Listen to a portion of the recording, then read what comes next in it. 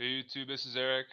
In this video, guys, I'm going to be highlighting Martin Heidegger. Okay, guys, Martin Heidegger, if you haven't heard the name before, is a prominent philosopher who is still taught in all of the indoctrination centers, guys, all over the world. Okay, guys, Martin Heidegger, guys, um, was one of the key people, guys, in the movement of existential thought, along with John Paul Sartre. Okay, I'm just gonna in this video, guys, I'm gonna show you that Martin Heidegger, okay, guys, should not be taken seriously. I haven't seen a real video on someone exposing Martin Heidegger on YouTube. All I've seen is apologists.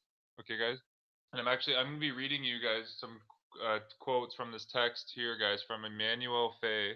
This is called Heidegger: The Introduction of Nazism into Philosophy, and I'm going to show you some of Heidegger's connections to the Roman Catholic Church and Nazism. Okay, and it makes sense, guys. If you read Martin Heidegger's philosophy, guys, it's very nihilistic. It's very dark. Heidegger rejects the notion of the self. He rejects individuality, and he characterizes being as a concept called Dasein.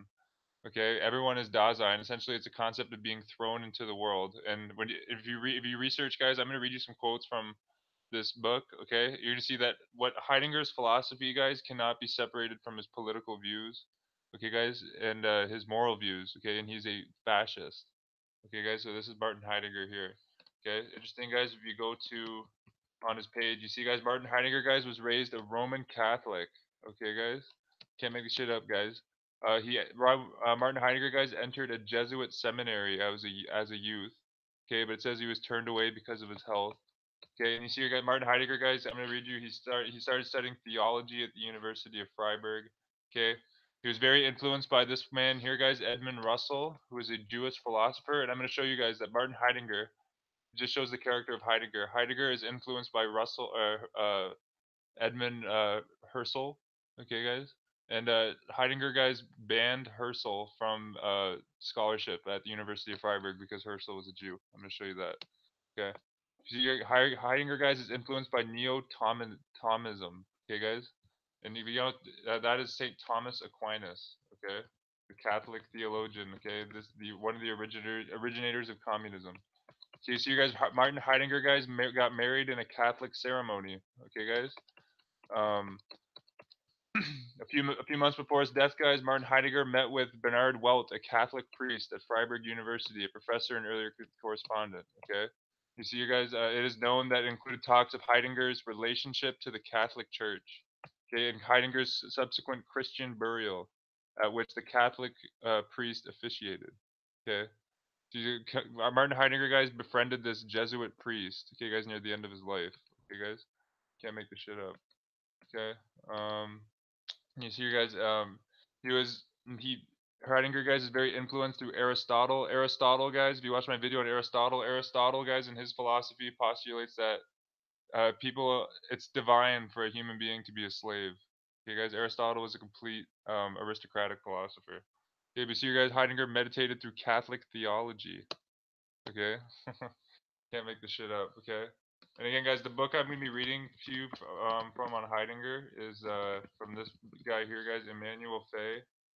Okay, this is the book I got right here, guys. Heidegger: The Introduction of Nazism into Philosophy. If you're not familiar with Heidegger, guys, I'm hoping this video gets people looking into him and just looking into other charlatan philosophers. Okay, but here's Emmanuel Fay, the author. Okay, um, okay, so I'm gonna get going here. I'm gonna start reading, but I'm gonna pull up a picture here of Martin Heidegger. As you can even read, there's a Wikipedia article, guys, on Martin Heidegger and his Nazism. Okay, and if you Martin Heidegger, guys, if, this is in the book, but there's lots of other documented research. If you read Heidegger's Black Notebooks, guys, there's tons of anti-Semitism. Okay, just like all these fascists. Okay, um, here, guys, I'll read you from here. Okay, going to the book. Okay, so this is Emmanuel Fay's book I'm gonna be reading to you from. Okay, and I'm gonna start, guys, on Heidegger's take kind of on politics. Okay, guys, this is from page 123 of Heidegger's The Introduction of Nazism into Philosophy, right here. Okay, okay, but going back here. The fact of German histories being henceforth integrated into political education in Nazism is well illustrated not only by the content of the unpublished seminar, but also the close and privileged relationship between Heidegger and historian Rudolf Stadelmann. In the in the giftful staff of the rector Heidegger, his two main lieutenants who remained faithful to him to the end were jurist Eric Wolff. You guys, Eric Wolff was a Nazi philosopher, and Rudolf Stadelmann, who after a thesis on Nicholas of Cusa and Giordano Bruno had become Otto von Bismarck's editor and historian. In 1933, Stadelmann was a young instructor of history at the University of Freiburg and a member of the SA. Heidegger chose him as the director of the press of the university for the Midsummer Festival of the Student Body, instituted by Heidegger on the evening Saturday, June 24th, 1933, in the University Stadium. He was the one Heidegger invited to address the students in honor of the memory of Bismarck before he himself, in the dark, before a burst of flames, delivered the eulogy, okay, guys, of the German Revolution, reviewed in the Freiburg student newspaper. Stadelmann's address gives us an idea of the pathos of the ceremony. Okay, this is a quote from Richard Stadelmann's address. Quote, the private Dotsman Dr. Stadelmann then stepped forward and delivered a speech. On that day, he said, youth everywhere are facing the flames to celebrate the solstice. He spoke of the evening of the solstice, of the pre-war years when the German youth in the heights of the Mainzer would celebrate the change. He spoke of the days that marked destiny of the German people and the days of the year 1933 when a new generation stood ready to demonstrate its faithful German will. And he declared that it was particularly fitting at such honor to commemorate those builders of the people who had carried out great things for it. One of those builders was our former Chancellor Bismarck, to whom this homage was especially dedicated. The spirit of Bismarck was that of chivalry, self-moderation, and spirit. And I'm going to show you here, guys, what Heidegger is doing is propagandizing Otto von Bismarck. Okay, but continuing. Um, the youth who, when facing the flaming bonfire, were to aspire to a form of united people, they should take heart the words of Bismarck, quote, I would have no friends if I had no enemies, end quote. The absolute spirit of chivalry is reserved for the strong. The fundamental trait of the Germanic character lies in satisfying its own requirement. Our combat should be joined for God, liberty, the fatherland, and the youth and the people. Continuing though, end quote. We see how in this speech, Bismarck, the man of the Second Reich, was presented to the student youth as a precursor of the Third Reich. It is significant that Stadelmann quoted a sentence of Bismarck that could have been written by Carl Schmitt, quote, I have no friends, I would have no friends if I had no enemies, quote, end quote. And guys, if you read this whole book, you see Heidegger, Carl Schmitt was another prominent Nazi that Heidegger was close to. Heidegger, guys, was receiving weekly Nazi newspapers. And this shouldn't be surprising, guys, considering Martin Heidegger's Jesuit background. Actually, guys, if you go here, guys, this is alumni of your list of alumni of Jesuit educational institutions. Okay, Martin Heidegger, German philosopher. So, guys, when Heidegger was at Freiburg, he was studying at the Jesuit Freiburg Cemetery. Okay, can't make this shit up. And when you look into it, guys, Richard Goebbels, the Nazi propaganda minister, had Roman Catholic Jesuit connections. Heinrich Himmler had Roman Catholic Jesuit connections. Adolf Hitler, guys, was born to Catholic parents. Okay, Knight of Malta, head of the Zentrum Party, guys, Franz von Papen signed the Concordat with Archbishop Pacelli, who was the Secretary of State of the Vatican at the time.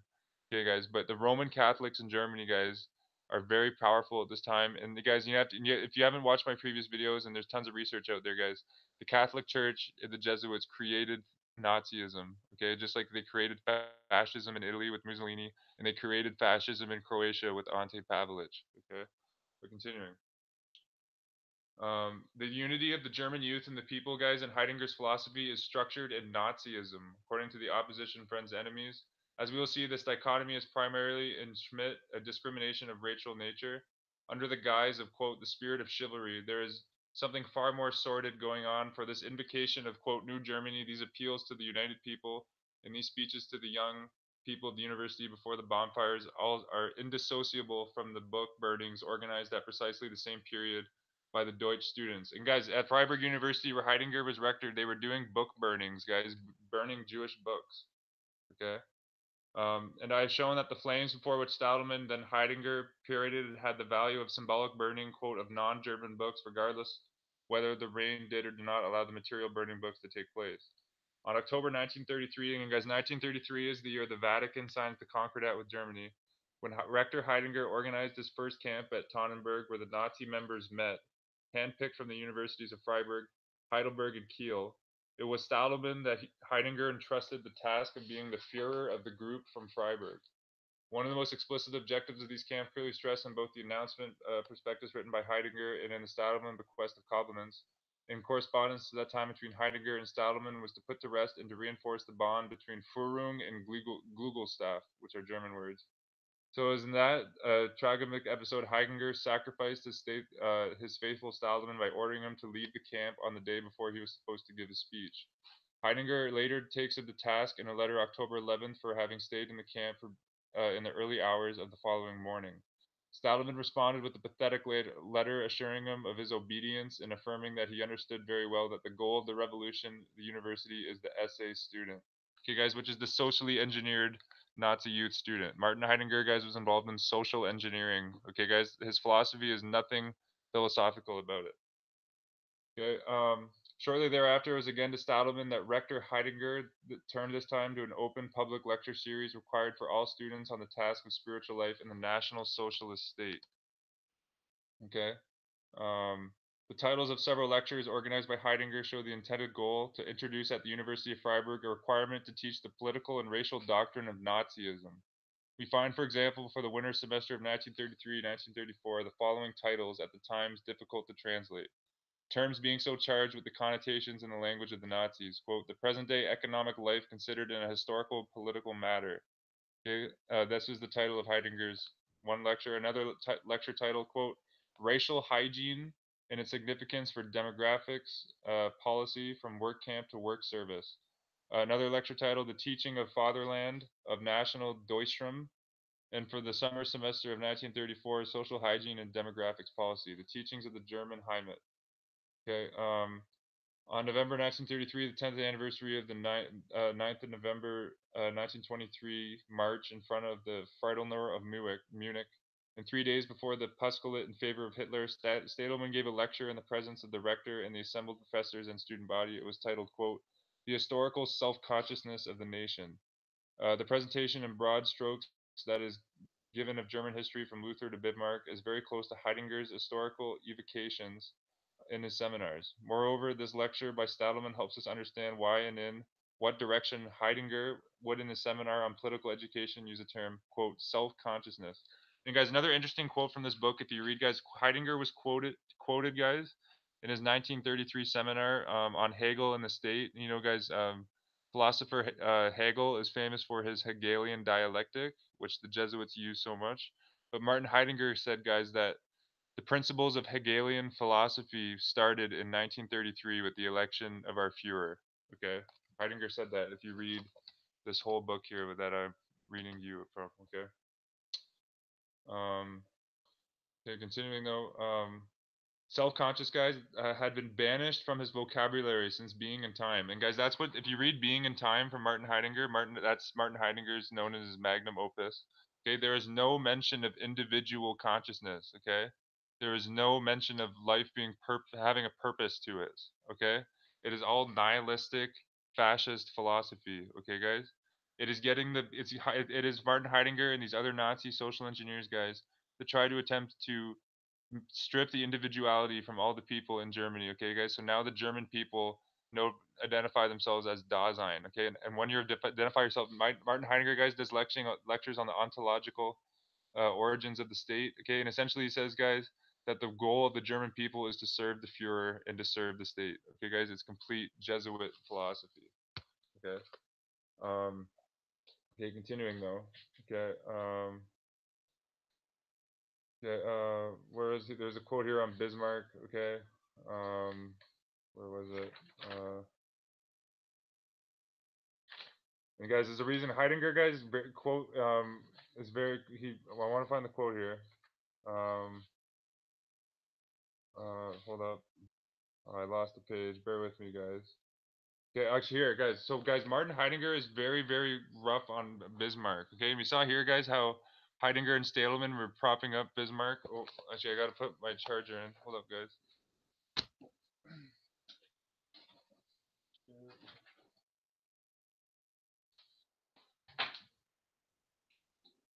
Give me a second.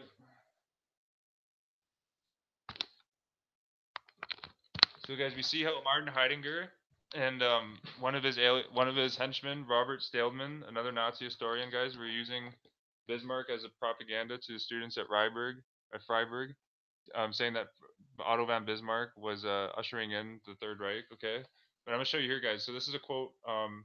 So at the beginning of the next session, guys, on Heidegger's lecture on the state, Heidegger's summary with which he begins every session returns to his critique of Bismarck. Okay, guys. And the shortcomings of the Second Reich. He does not stop at a simple reminder, but goes much further. Quote, this is Heidegger speaking. I had something further to add on the internal causes of Bismarck's political failure. And guys, I'm going to show you why the Jesuit Roman Catholic Heidegger is so hard on Bismarck. Okay. Quote, we have learned that besides a Führer, a people also need a tradition passed on by a political nobility. If after Bismarck's death the Second Reich knew a hopeless decadence, the reason should be seen not only in the fact that Bismarck had not succeeded in creating that political nobility, he had not succeeded either in considering the emergence of a proletariat on occurrence justified in itself. So here he's saying, guys, that Bismarck failed because he didn't create an elite chivalry aristocratic class. But continuing, um, you see here, Bismarck had not succeeded in creating a political nobility. Continuing on, he had not succeeded either in considering the emergence of a proletariat. Okay, I already read that. But the main reason is doubtless the fact that the Volkic character of the Second Reich was limited to what we call patriotism and fatherland.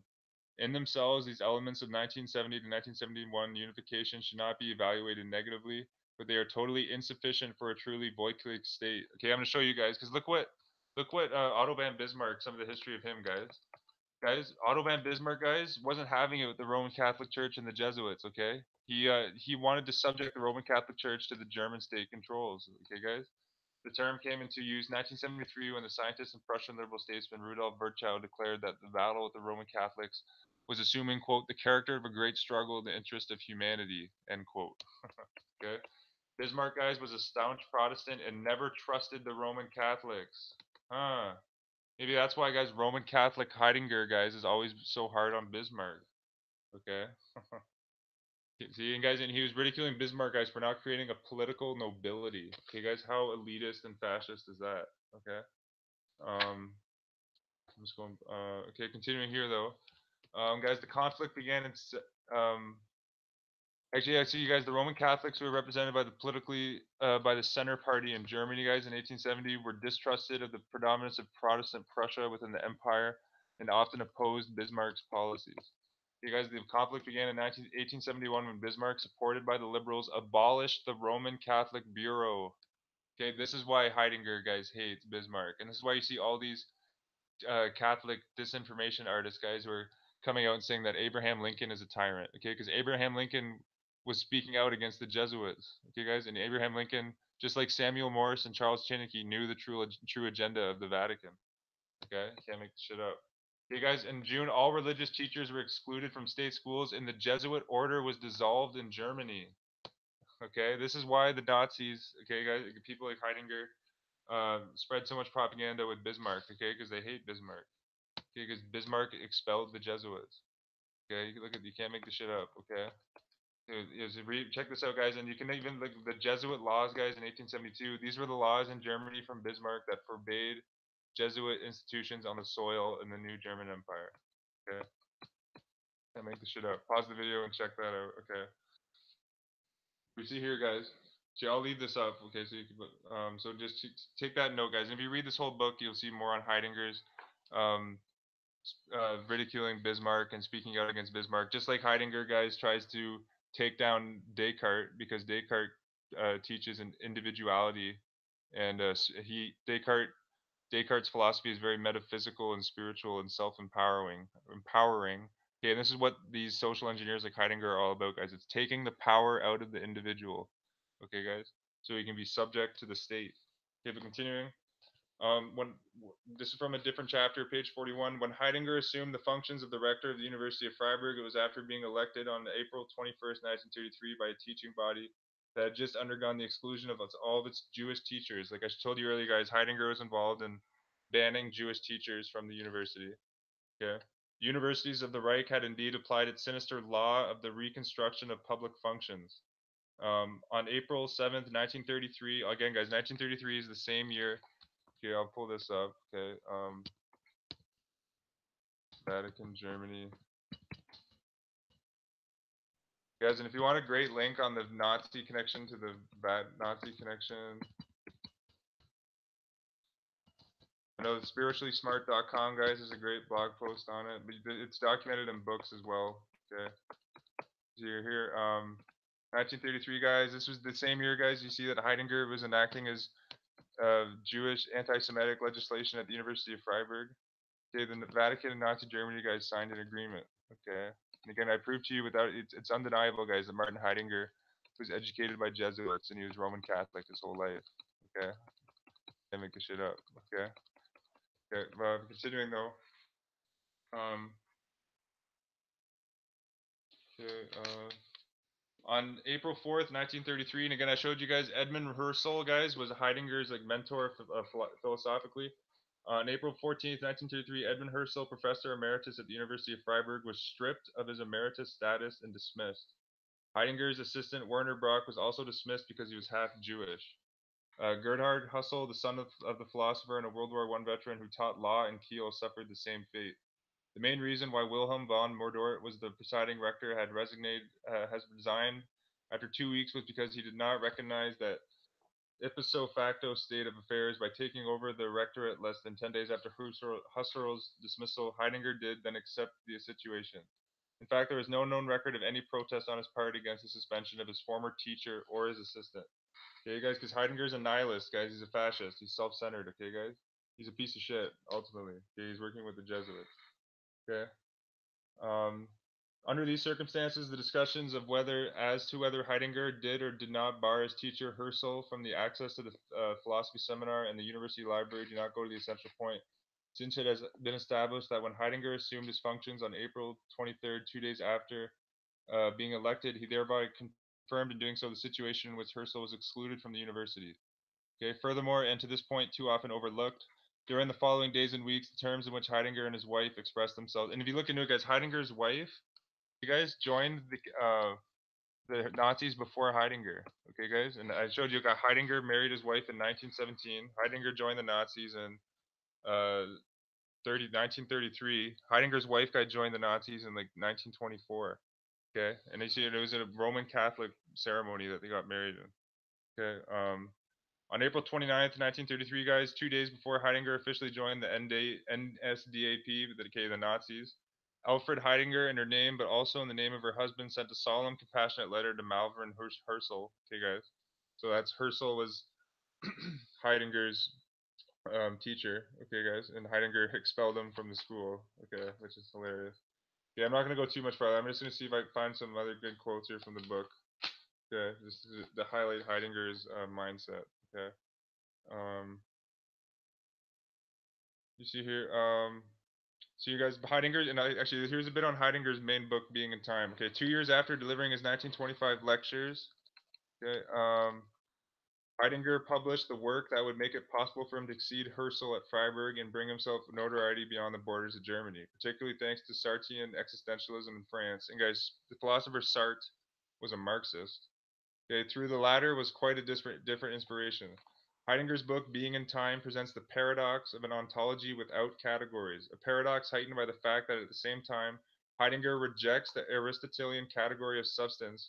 He nominalizes in a very scholastic manner the infinitive to be and speaks thereafter the to be, which is Dasein. Okay, again, if you read Heidegger's doctrine, guys, everything is Dasein. Okay, it's philosophical charlatanism.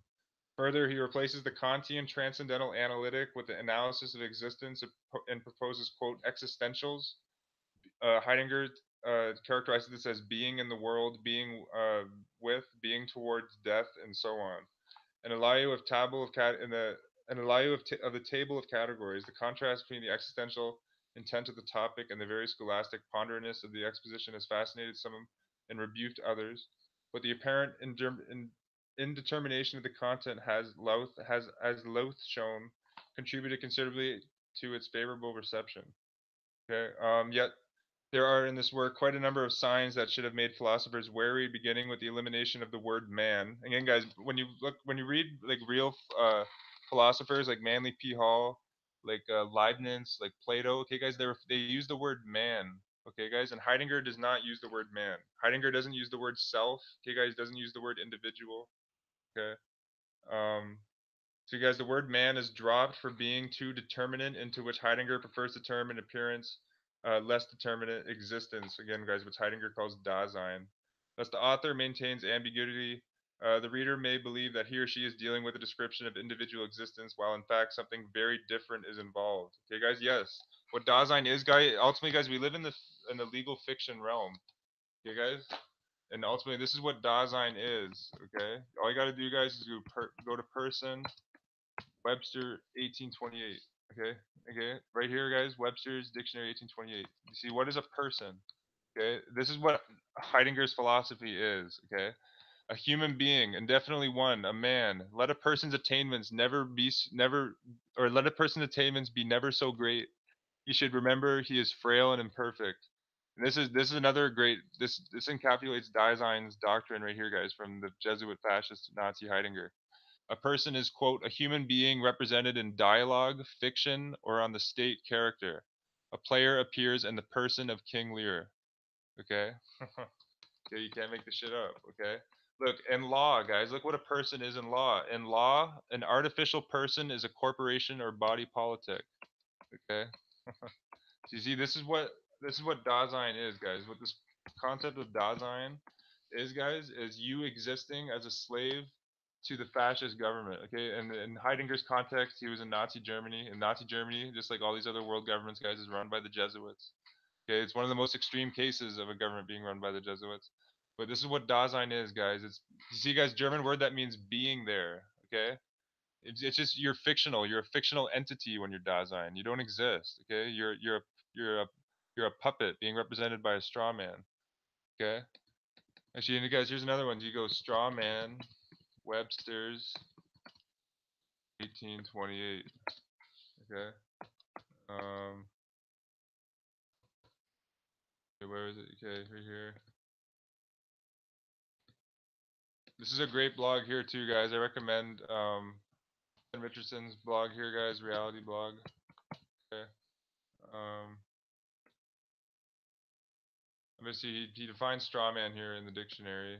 He gets the he got the Webster's link up for it. I want to show you it.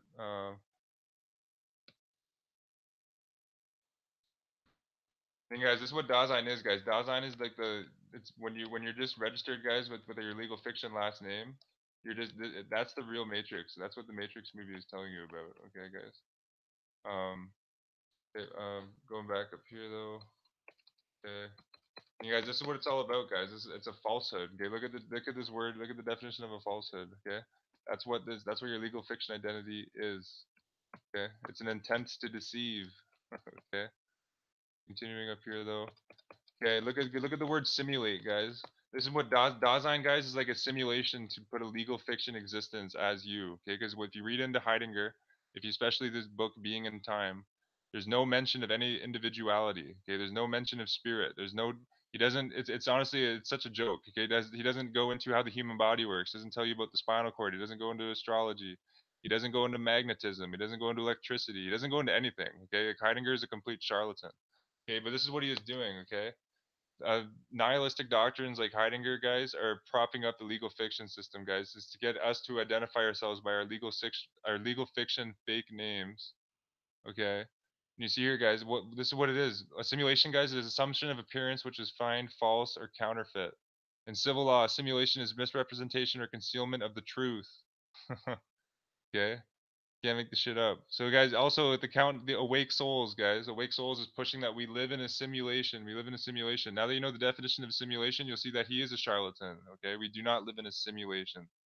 Okay, the legalese system is a simulation, but the eternal reality we experience in consciousness is not a simulation. Okay, continuing up though. Um, oh, down here, I think he defines straw man though. Check out this article, okay, guys? On Reality Blogger. Look at the word matrix too, guys. In civil law, guys, the matrix is the protocol or first draft of a legal instrument. Okay, that is your birth certificate. Okay, can't make this shit up. Okay.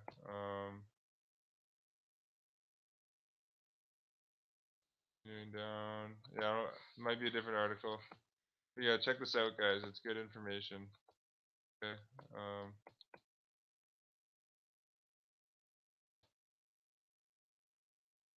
Actually, here, guys, straw man. Okay, this is all. This is what Dasein is. This is what I want to show you guys. Look what a straw man is defined as, guys. A straw man is a fictitious person, especially one that is weak or flawed. A tenuous or exaggerated counter argument that an advocate puts forward for the sole purpose of disproving it. Also termed a straw man argument. A third party used in some transactions. That's what Dasein is, guys. It's a third party identification system. Okay, guys. um, See you guys, another straw man that affront a third party who is put up in name only. Dasein, guys, is in name only. There's no metaphysical truth in Heidegger. Okay, and if you read this book, guys, from Emmanuel Fay, you'll see that Heidegger completely destroys the meaning of the word metaphysics. Okay, guys, Heidegger sees when like this, at the time, guys, when Germany invaded France and started destroying a whole bunch of shit in France, Heidegger viewed that as a metaphysical victory in France. Okay, you see, like Heidegger is a complete fascist. Okay, guys.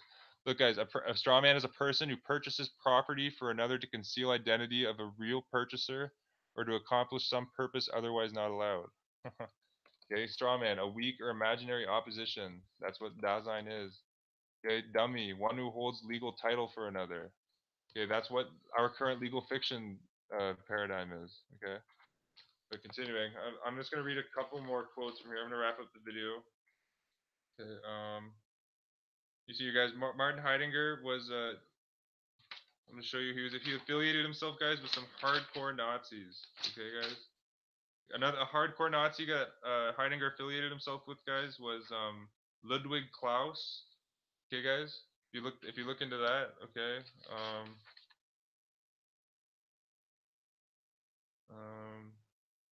okay, guys, if you Ludwig Klaus, guys, another hardcore Nazi, guys, in his doctrines, okay, guys. Klaus announces the Heideggerian existential of being in common or common being with Mitsein, which is just like Dasein, using such neologisms as mit Erlebum, the hearing of which is in response to the call of destiny. And guys, when Heidegger uses the term destiny in his philosophy, guys, he's talking about the destiny of the Nazis in the Roman Catholic Church. He's not talking about true destiny, esoteric destiny. Okay. Um, You guys, is it true? It is true that Klaus, as emphasized in the passage quoted from his letter to Rothacker, reveals himself far more than does Heidegger in the 1920s, than being in time. There is indeed the decisive reference to the community of the people who are united in the process of becoming in a common destiny, that constant evocation of the soil and of enrootedness, but that we have seen the possibility of racial background of being in time services only in a euphemistic matter, as for example in the notion of generation or the references to the elementary. Heidegger does not place blood and unrootedness in the original German race. Okay, guys, and that's what the straw man is, guys. To be a straw man is to be a man without blood. Okay, blood is the life essence. Blood is like the ether that is flowing through your body. Okay, so Heidegger is saying right here, guys, that his philosophy is for legal fiction dummies. Okay, guys, because Heidegger is not in the interest of true freedom; he's in the interest of Nazi Germany taking over. Okay. Okay, and here's a whole chapter, guys, on Heidegger's connections to Rothacker. Okay, here's actually I'm gonna read you guys. There's a letter, guys, that here's a letter, guys, that Heidegger wrote to Rothacker. Okay, guys. And here's here, guys. Here, dear Honorable Mr. Rothacker, I thank you emphatically for your invitation to a lecture. Actually, I'll show you a picture of this guy that Heidegger was close to. This guy was a Nazi. Okay, what was the guy's name? What was his first name? See here. Hold up, guys.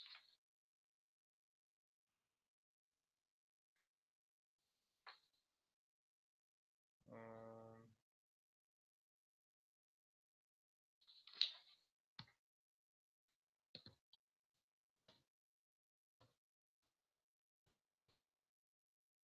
why isn't this guy on Google?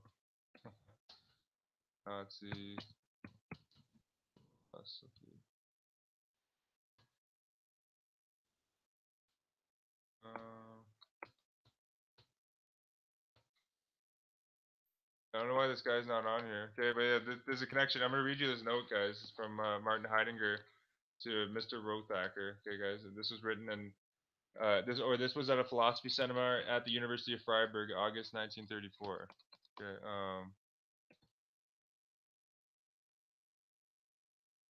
Okay, yeah, here's some of the names, guys. If you read this book, Heidegger, guys, is connected to Carl Schmitt. Okay, Carl Schmitt, guys, was a German jurist, political theorist. Okay, guys, he's allegiance with Nazism. Okay, Heidegger was connected to Carl Schmitt. Okay, Heidelberg was connected to Alfred Rosenberg. Okay, guys, if you read this book, okay, guys, okay, who's another Nazi philosopher. Okay, um, okay, here, there's Roth hackers on Wikipedia. Okay,